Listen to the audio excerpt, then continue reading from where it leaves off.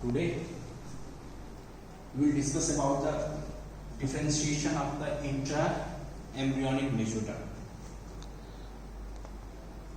We have seen that this intra-embryonic mesoderm is formed by the proliferation of the primitive streak, or we can say the primitive streak is the mother of this intra-embryonic mesoderm.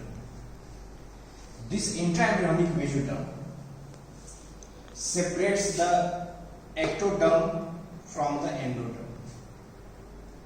It is distributed all over the embryonic disc region except in the region of the procaudal plate, that becomes the buccopharyngeal membrane, in the region of the cloacal membrane, and in the region of the notochord.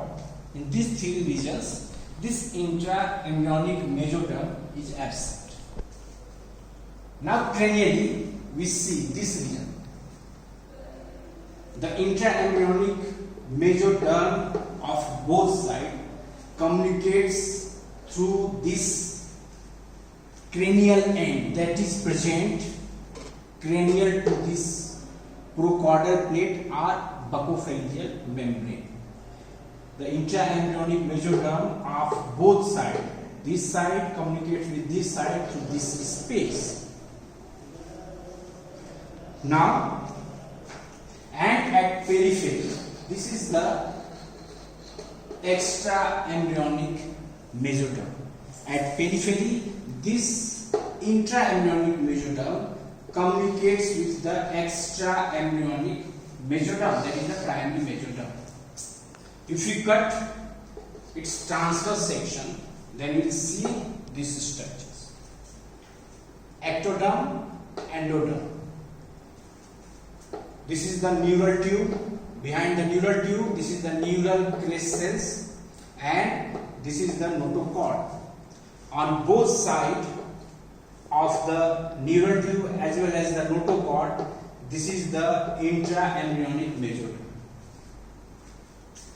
Now with further development, this intra-embryonic mesoderm condense and form rod-shaped structures on the both sides of the notochord. It is condensed and form the rod-shaped structures on both sides of the notochord. Now, with further development, there is appearance of the longitudinal groove. This longitudinal groove divides this rod-shaped mesodermal structure into the three parts. It is divided into the three parts from medial to lateral. It is the A, B and C.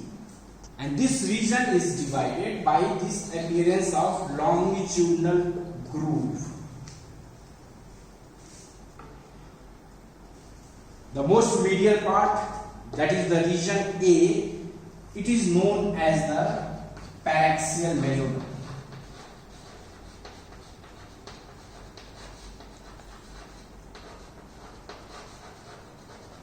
It is the paraxial mesoderm. This paraxial mesoderm is situated on the both sides of the notochord as well as the neural tube.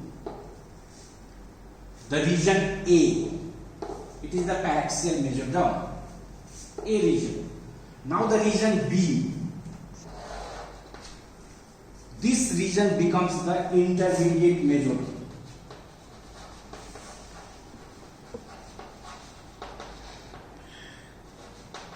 Intermediate mesoderm. It is the region B on the both sides. This intermediate mesoderm is situated lateral to the paraxial mesoderm. Now the lateral most part, that is the region C. The lateral most part of the intra-embryonic mesoderm, it is known as the lateral plate mesoderm.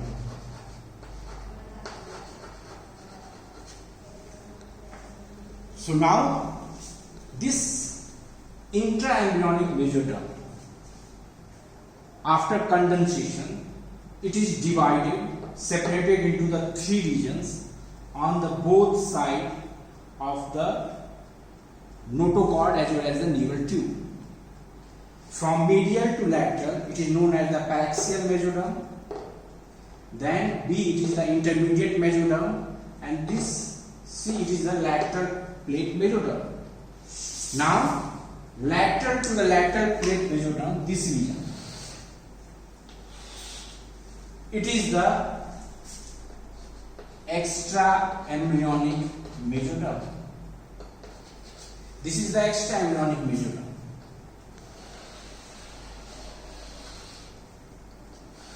The extra embryonic mesoderm, if you remember, it is divided into the somatopleuric and the splanchnopluric.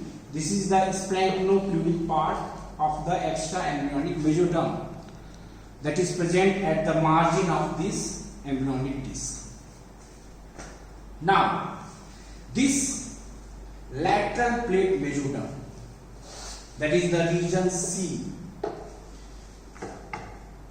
in the cranial part of this buccopharyngeal membrane is continuous with the opposite side of the lateral plate mesoderm. And this part, condensed part of the mesoderm that is present cranial to this buccopharyngeal membrane, is known as the pericardial bar. It is known as the pericardial bar, or we can say it is the cardiogenic area.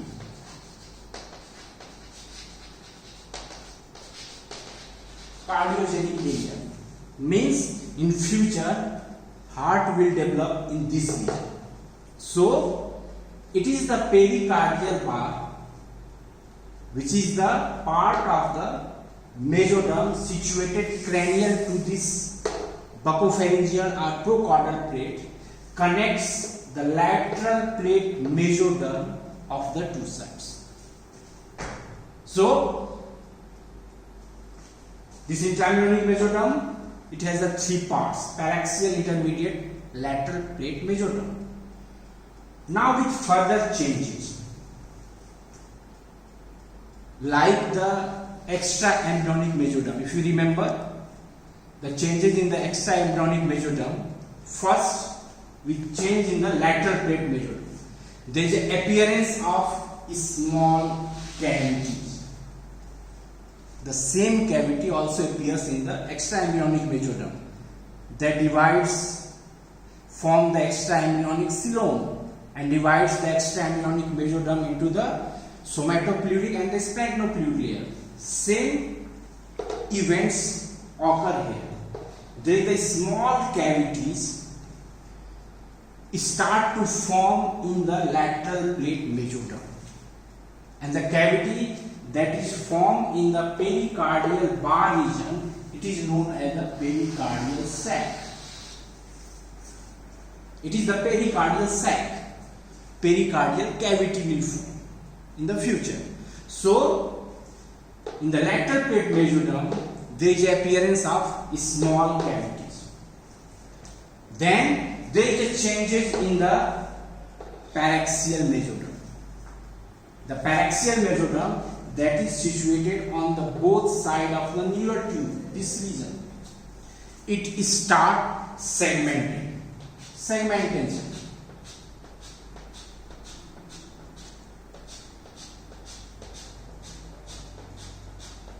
Means this paraxial mesoderm changed into the segmentation, as a result of which we finally get these structures. It is the neural tube, notochord, then it is the paraxial mesoderm that is segmented, and what structure will form we will discuss later on.